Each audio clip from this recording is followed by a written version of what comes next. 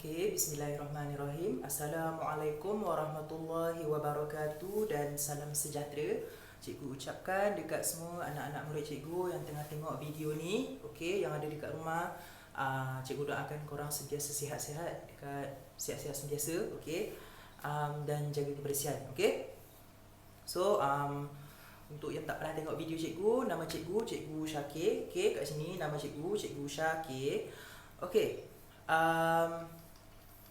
So untuk kelas kita kali ini akan kita jalankan macam sebelum ini juga, macam minggu lepas, iaitu secara online, rakaman video. Okey. Okey. Untuk kelas kita kali ini kita dah cover, untuk tajuk minggu lepas kita dah cover sampai hutan monsun tropika, kita dah cover gurun panas, kita dah cover hutan monsun tropika. Okey, sekarang ni kita akan terus masuk kepada hutan daun luruh sederhana. Okey, hutan daun luruh sederhana. Okey, kita tengok dia punya ciri-ciri. Hutan daun luruh sederhana ni dia tumbuh di Korea, Timur China, Jepun, Kanada, Selatan Chile, Barat Daya Rusia dan juga New Zealand. Okey, ini ialah kawasan-kawasan yang kita boleh jumpa hutan daun luruh sederhana ni. Okey. Okey.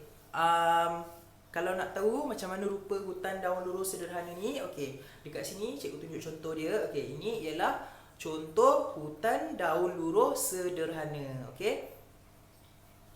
Lepas tu kita tengok terdapat di kawasan 4 musim dengan hujan tahunan sekitar 750 hingga 1500 mm setahun. Okey. Suhu di kawasan tersebut berubah-ubah daripada negatif 30 darjah Celsius hingga 30 darjah Celsius. Maksudnya negatif 30 darjah Celsius tu mungkin pada musim sejuk. Betul tak? Sebab dikata dekat sini kawasan ini dia ada 4 musim. Jadi negatif 30 tu kita boleh andaikan dia pada musim sejuk. Okey. Lepas tu kita tengok terus bawah dia ciri-ciri tumbuh-tumbuhan. Okey. Ini ialah tumbuh-tumbuhan yang hidup dekat hutan daun luruh sederhana ni. Okey. Ciri-ciri dia, kita tengok yang pertama, hutan ini jarang, iaitu kurang padat berbanding dengan hutan monsun tropika yang kita dah belajar sebelum ni. Okey, hutan monsun tropika dia lebih padat. Kalau hutan daun luruh sederhana ni dia jarang-jarang. Okey, kedudukan pokok dia tak rapat. Poin yang kedua, pokok-pokoknya berketinggian sederhana rendah serta kanopi lebar dengan banyak ranting. Maksudnya kanopi ni bahagian atas dia, bahagian atas dia lebar. Maksudnya pokok dia bahagian atas dia melebar, dia merebak besar.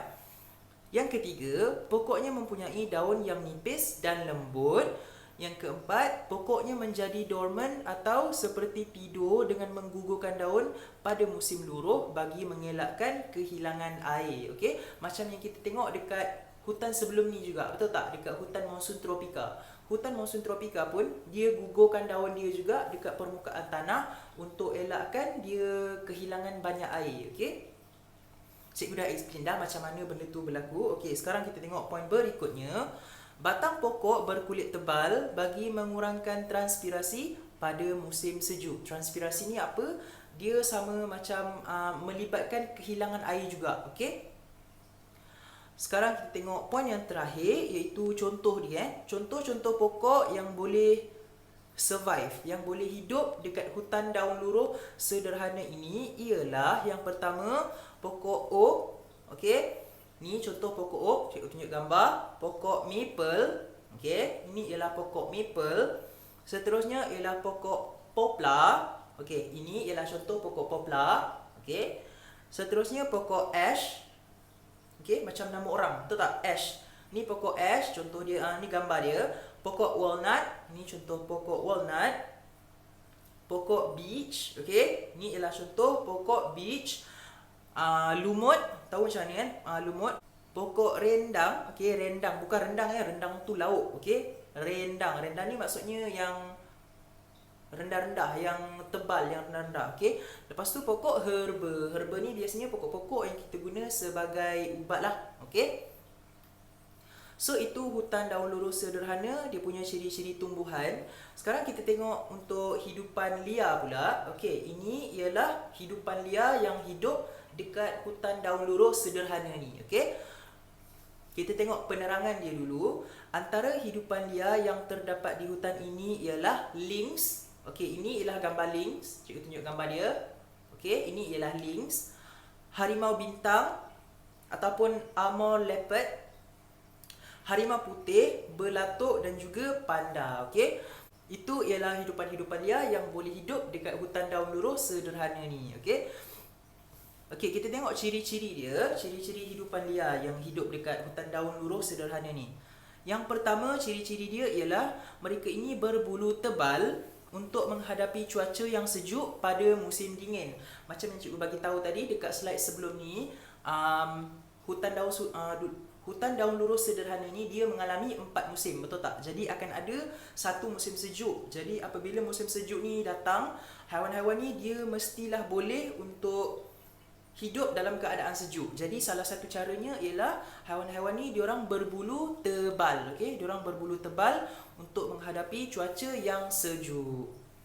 Yang kedua, terdapat hidupan liar yang berpindah atau menjalankan migrasi ataupun hibernasi semasa musim sejuk ni. Okey, contohnya macam burung ke kan.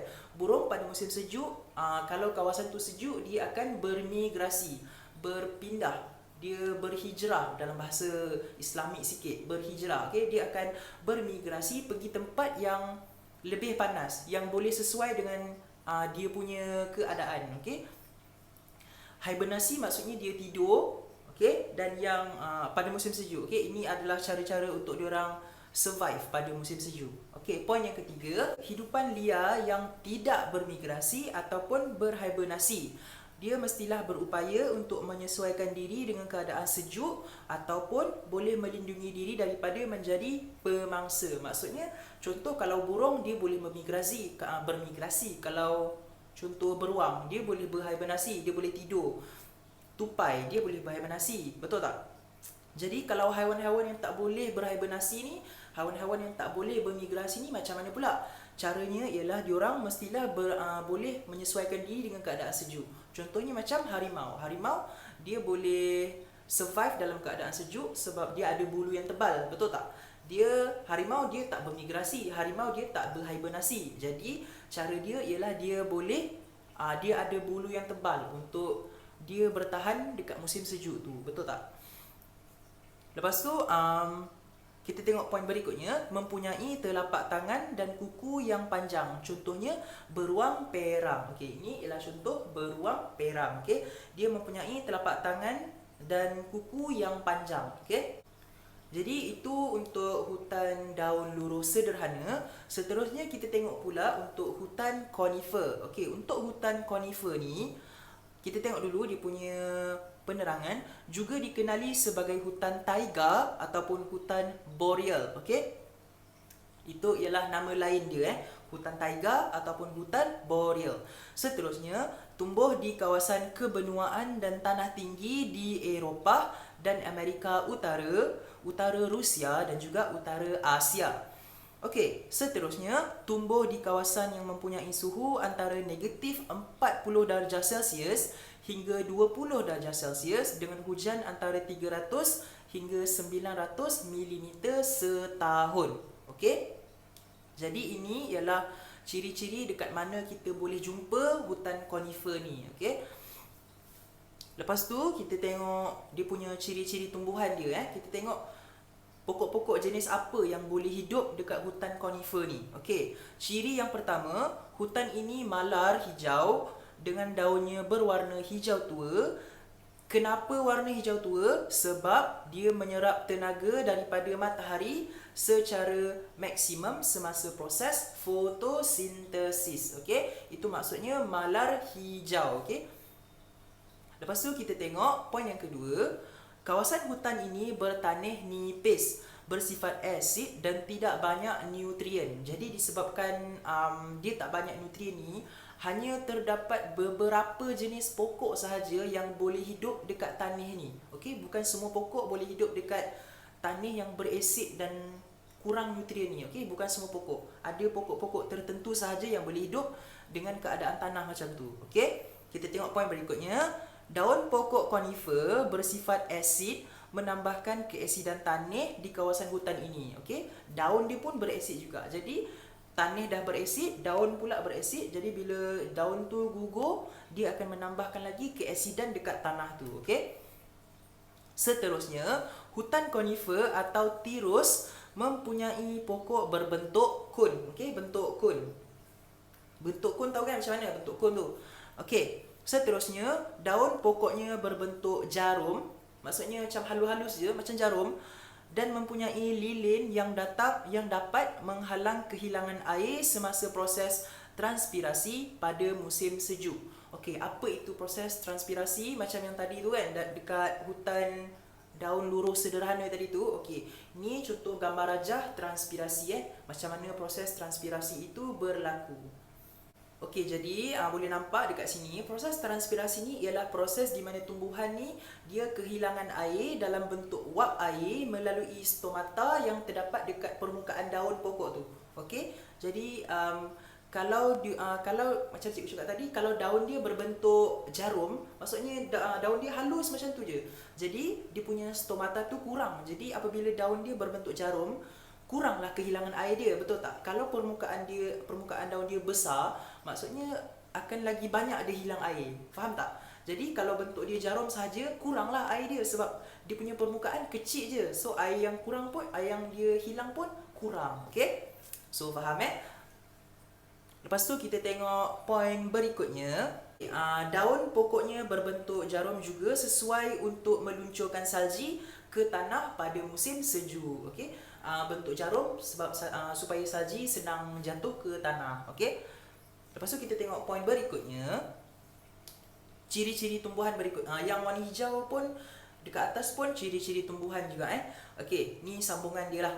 Ciri-ciri tumbuhan dia, kawasan hutan ini tidak mempunyai tumbuhan bawah yang banyak kerana kurang menerima pancaran cahaya matahari melalui kanopi pokok konifer. Maksudnya pokok bawah ni pokok-pokok yang renek lah, pokok pakis ke kan, pokok yang tumbuh dekat bahagian lantai hutan. Okey, dia kurang. Untuk hutan konifer ni, pokok-pokok bawah ni dia kurang. Okey, kenapa kurang? Sebab dia kurang mendapat cahaya matahari. Okey, macam dia cakap kat sini kurang mendapat cahaya matahari. Lepas tu kita tengok contoh-contoh pokok dia.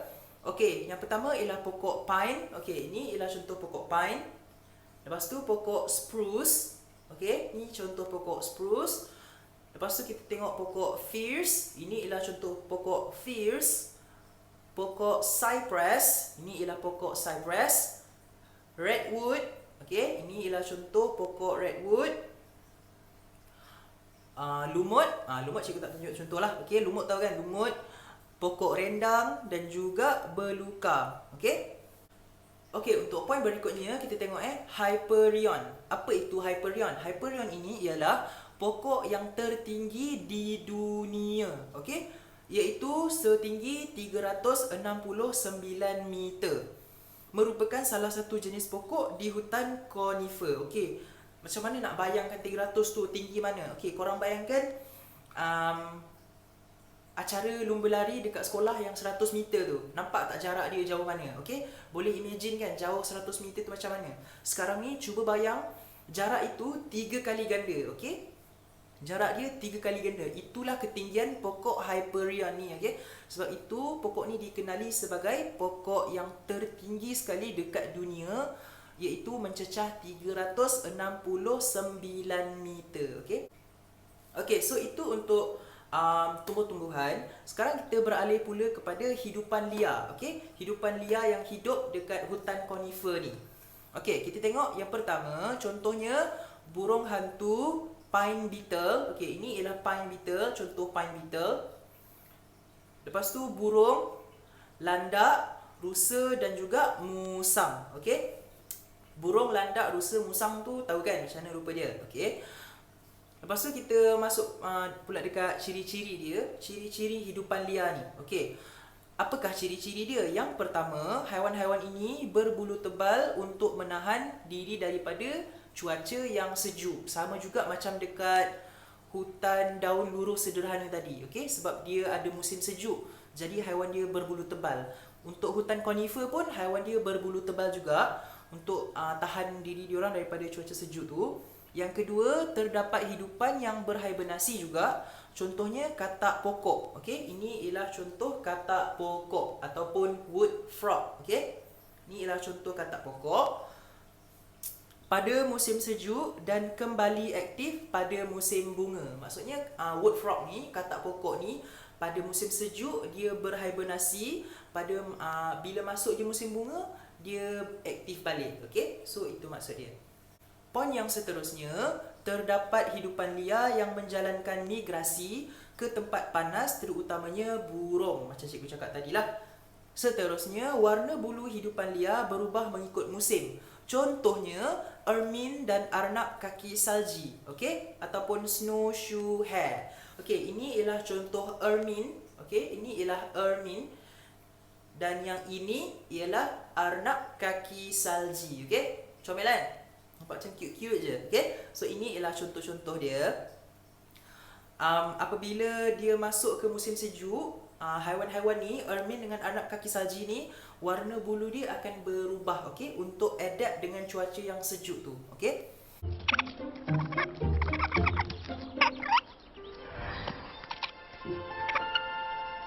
Wow, pretty great, huh? It's incredible. They get their winter coats to protect them from the cold. Your turn. Go on.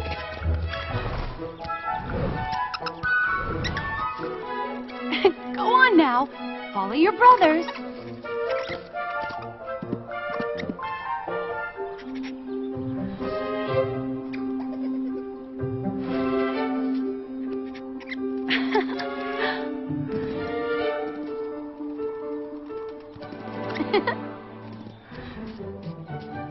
Bye-bye. Kita tengok poin seterusnya. Tupai dia boleh menyimpan benih dalam lubang pokok untuk makanan pada musim dingin. Okay? So, diorang akan kumpul makanan siap-siap sebelum musim dingin sampai. Lepas tu, bila musim sejuk tu dah sampai, makanan dia dah siap dah dalam lubang pokok dia, dalam rumah dia tu. Seterusnya, burung crossbill hidup dengan makan benih conifer. Macam mana rupa burung crossbill? Ini Ini ialah rupa burung crossbill. Okay? Okay, so cikgu rasa sampai situ sahaja dulu kita cover untuk kelas kali ini.